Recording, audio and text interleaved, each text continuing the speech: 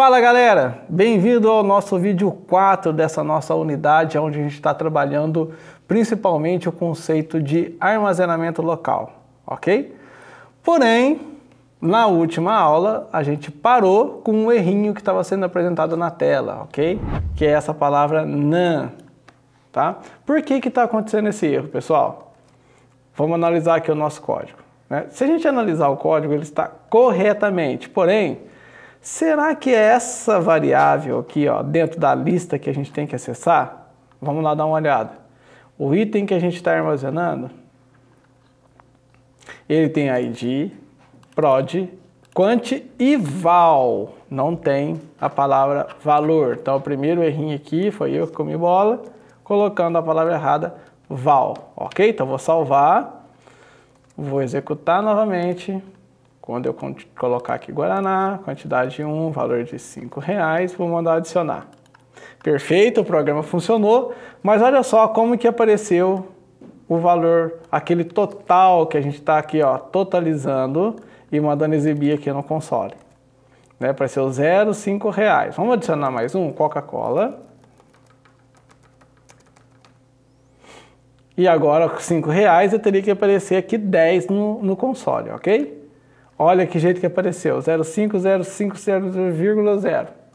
Por que isso, né, pessoal? Porque nós estamos pegando o que o cara digitou, puro, seco, e salvando aqui dentro do item. Ou seja, nós estamos pegando o conteúdo que o cara digitou, é um conteúdo de texto. Então, isso daqui é texto, não é número, não é valor para a gente poder fazer cálculos. Lembra lá nos primeiros vídeos dessa unidade, da unidade 1, onde a gente falou sobre somatória de variáveis, tipos de variáveis? Então, qualquer coisinha, dá uma corrida lá na unidade 1, relembre, mas aqui o que está acontecendo? Como o nosso valor que está sendo armazenado na variável val do item, ele é texto, então, ele está concatenando o texto, ele está somando os textos. Então, quais textos eu tenho? 0,5 na primeira, depois 0,5 na segunda. Não é isso que a gente tem que fazer, a gente quer somar valores, ok? Então, o que eu tenho que fazer? Antes de realizar essa soma, eu tenho que transformar esse cara aqui, que é texto, em valor, ok? Então, eu vou criar aqui mais uma variável, let, convertido, eu posso colocar uma letra, mas vou colocar underline igual a gente está fazendo, tá? Convertido, recebe 0. Tá? Ou seja, essa variável eu vou armazenar a conversão desse texto em valor flutuante. Por que valor flutuante? Porque eu tenho aqui casas decimais, por exemplo, poderia custar R$5,50 ao invés de R$5. Então eu falo que são valores flutuantes, ok? Ponto flutuante, valor decimal. Então certo, então eu vou pegar essa variável valor convertido. Aqui ó, eu vou converter esse texto em valor. Como que eu faço isso? O JavaScript me disponibiliza uma função chamada parse de conversão float, que vai pegar o texto que eu passar como parâmetro. Então ele pega o texto e converte esse texto em um valor flutuante, de ponto flutuante, ponto decimal, 5,50 é valores decimais, ok? E vai salvar nessa variável aqui. Beleza, então depois que eu converti o meu valor de texto e convertir para um tipo decimal, então agora eu posso fazer soma, cálculos e outras coisas. Então eu vou pegar essa variável e vou somar ela aqui, ao invés de somar com o conteúdo da lista propriamente dito. Tá certo? Com Ctrl S eu vou salvar e vou atualizar a nossa página. Vamos ver se isso é o suficiente para a gente resolver esse problema. Então eu vou pôr aqui, ó, 5,50, tá? E vou mandar adicionar. Perceba que não deu mais erros, então se eu colocar aqui a Coca-Cola a 5,50 também, perceba que está fazendo a somatória, só que ele está ignorando os 50 centavos, que é o ponto flutuante. Mas por que ele está ignorando? Eu não estou usando uma função que converte o texto em valores de ponto flutuante, então ele não teria que considerar esses 50 centavos aqui na soma? Teria, mas qual é o problema? O problema é o seguinte, veja que nós estamos digitando 5,50 separado por vírgula. Então, a vírgula é um padrão nosso, brasileiro, de formatação de moeda, ok? Como as linguagens de programação, eles seguem o padrão do idioma internacional, que é inglês, então, na linguagem de programação, 5,50 é 5,50. Opa, coloquei vírgula aqui também, né? 5,50. Ou seja, não existe 5,50, existe 5,50. Então, nós temos mais um trabalhinho aqui. A gente precisa substituir essa vírgula por ponto, tá? Então, eu vou criar aqui uma outra variável para poder fazer essa substituição. Por quê, né, pessoal? Olha, lista.val, ele é um texto. Vou colocar aqui no console para a gente poder relembrar, console.log. Vou mandar exibir o conteúdo que está salvado no val nesse posicionamento da lista, tá? Vou mandar adicionar, vou atualizar, Guaraná, 5,50 e vou mandar adicionar. Olha lá, é o texto 5,50 que eu estou salvo ali. Então, se ele é um texto, existe uma função também do JavaScript que permita que eu substitua qualquer caractere que eu queira por um outro, tá? Nesse caso, eu quero substituir a vírgula por ponto no texto antes de fazer a conversão aqui, ó, tá? Então, eu vou criar uma outra variável aqui, let convertido, tá? E eu vou utilizar ela aqui, ó.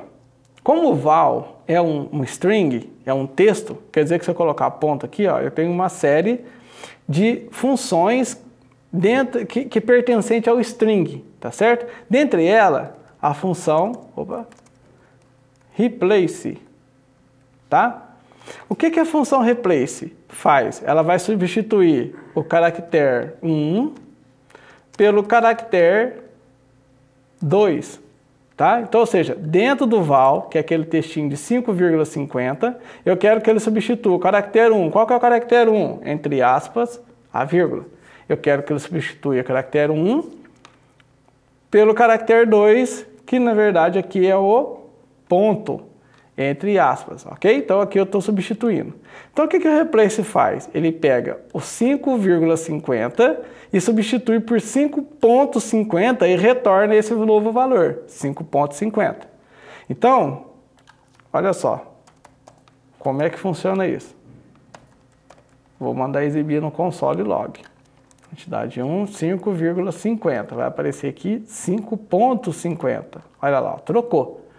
Então eu vou pegar esse 5,50 e vou salvar dentro dessa variável o texto convertido, tá? Porque ele retorna essa nova string, tá? E ele salva aqui. Então agora, o que eu vou converter para ponto flutuante, para tipo float? Eu vou converter essa variável, o valor que está ali, que é o 5,50. Vou converter ele para tipo flutuante e aí sim eu consigo ter um valor que eu posso executar cálculos, tá? E aí sim eu faço o cálculo aqui, ó. 5,50, vou mandar somar, tá lá, ó, 5,5 corretamente, que é o valor total. Se eu colocar aqui Coca-Cola, 5,50 também, veja que agora a soma é 11, então está correto. O que eu preciso fazer? Só substituir esse valor aqui agora, ó. Então, vamos lá olhar no HTML. Eu tenho uma tag de parágrafo que eu tenho aqui o valor total. E aqui, ó, eu vou circular esse valor total numa tag de spam com ID total. Ok? Beleza. Feito isso, então eu vou apagar esse cara aqui. Vou deixar 0,00, porque não foi, na hora que eu abro o sistema ele não foi consumido nada. Vou salvar e vou recuperar esse cara e guardar a informação, escrever a informação aqui dentro. Ó. Vou recuperar o cara aqui, então let label, eu vou pôr aqui, ó, spam underline total, recebe o document.get. Vou usar o query selector porque eu estou usando ele o tempo todo, tá? Query selector, pelo ID que eu pus, que é... Qual que é o ID que eu pus aqui? Total. Recuperei esse cara. Agora eu quero escrever esse novo valor total aqui dentro, ó, no lugar desse 0. Então, span total.inner HTML, ou seja, escreva dentro do HTML igual ao valor total que foi calculado. Beleza, eu posso tirar esse console. Vamos testar para ver. Ctrl S. Vou atualizar a página. 5,50, vou pôr aqui. Vou mandar somar. Tá lá o valor total, 5,50. Ok? Então, feito isso, a gente fez a parte de soma.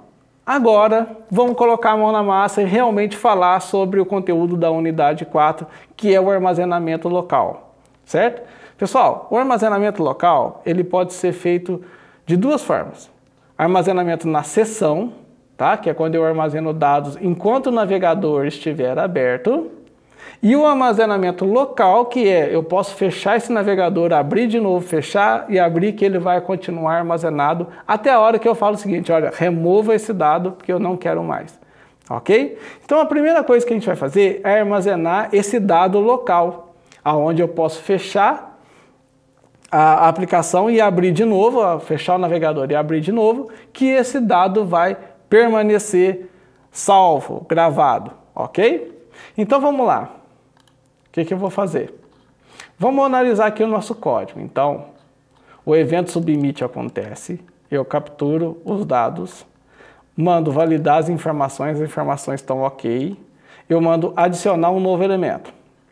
Aqui na função adicionar um novo elemento, eu tenho um item, que eu adiciono ele na lista, e depois eu adiciono as novas tags, né, para poder adicionar no HTML, totalizo. Então, depois que totalizou, eu vou salvar essa informação localmente aqui na máquina do usuário. E assim, quando eu fechar a tela e abrir de novo, essas informações, que é essa minha lista de consumo, elas vão permanecer salvas. Então, beleza, está funcionando a nossa aplicação e nós estamos quase finalizando, ok? Então vamos lá. Quando eu for salvar, a primeira coisa que eu tenho que fazer, eu tenho que recuperar esse local de armazenamento, que é o local storage, ok? Então vamos lá. Como é que eu faço isso? Eu vou criar uma variável aqui, const, de constante, porque eu não quero que essa variável tenha o seu valor alterado. Session storage, eu vou chamar esse cara de my local storage, ou seja, meu armazenamento local. E aí eu vou recuperar esse cara, tá? Então esse cara é o local storage, tá? Bom, se eu tenho acesso ao local storage direto, então eu não preciso guardar ele dentro de uma variável, ok? Eu posso usá-lo diretamente, ok? Então eu vou usar ele diretamente, não preciso armazenar ele numa variável. Então, como que eu uso ele? Então eu estou pegando o armazenamento local que eu tenho do navegador, ponto. Dentro dele eu tenho algumas funções, por exemplo, o remove item, que é um item que eu posso ter já aqui dentro, salvo, e a gente vai fazer isso nas próximas aulas, e um set item que eu vou adicionar ou alterar um novo item que eu tenho, tá? Então, set item, eu vou guardar as minhas informações. Como que eu guardo essas informações? Eu tenho que ter um parâmetro, que o primeiro parâmetro é um nome do item no armazenamento, e vírgula, o segundo parâmetro é os dados. Então, os meus dados, pessoal, eles estão salvos dentro aqui dessa lista que a gente está criando, um banquinho de dados interno, que eu falei para vocês que seria muito importante a gente ter, e agora chegou a hora da importância, que é aqui que eu vou salvar ele, tá? Então, ou seja, qual é o nome que eu vou dar para esse item que vai ser salvado? Eu vou colocar aqui, ó, que é consumo, é o nome, tá? Então, geralmente, a gente utiliza local storage e session storage, chave e valor. Qual que é a chave? Consumo. E o que eu vou guardar dentro dessa chave consumo? A minha lista. Se eu salvar cada item que eu adicionar na minha aplicação, ele vai salvar localmente, tá? Porque a minha lista vai estar atualizada, ok? Beleza. Só que não é apenas isso, tá, pessoal? Tem uma observação importante aqui, ó. O local storage, tanto o local storage como o session storage, ele trabalha com dados no formato JSON, tá? Então, ou seja, a minha lista não está nesse formato. Então, primeiro eu tenho que converter a lista para o formato JSON, para depois adicionar essa lista no local storage, tá? Então, vamos lá. Eu vou criar aqui uma variável, const, dados JSON, que vai ser os dados que eu vou converter e vou salvar, tá? E aí eu vou fazer o seguinte, olha, vou usar aqui, ó, o objeto JSON, que é do JavaScript, então esse JSON é do JavaScript, ponto. Dentro dele, eu tenho aqui, ó, uma função que é chamada de stringify, e eu vou passar para ela a minha lista de dados que eu estou trabalhando. Então, ou seja, eu estou pegando a minha lista, convertendo em JSON e salvando nessa outra constante. Agora, depois que eu converti a minha lista para JSON e armazenei aqui, eu vou salvar esse cara, dados JSON, aqui dentro, tá? Ok, feito isso eu vou salvar, Ctrl S, e vou testar a minha aplicação agora. Vou atualizar, Guaraná, quantidade 1, valor de 5,50. Vou mandar adicionar. Beleza, ele adicionou agora na minha lista interna, adicionou na minha tela e também adicionou aqui no armazenamento local do usuário, ok? Beleza? Agora, se eu fechar essa minha tela do navegador e abrir de novo, os dados estão salvos. O que eu tenho que fazer agora? Eu tenho que pegar, ler, toda vez que eu carregar a página no navegador, eu tenho que ler o armazenamento local, recuperar minhas informações e preencher a minha lista aqui, ok? E é isso que a gente vai fazer na nossa próxima aula. Então fique ligado, não perca e eu espero vocês lá. Um abraço.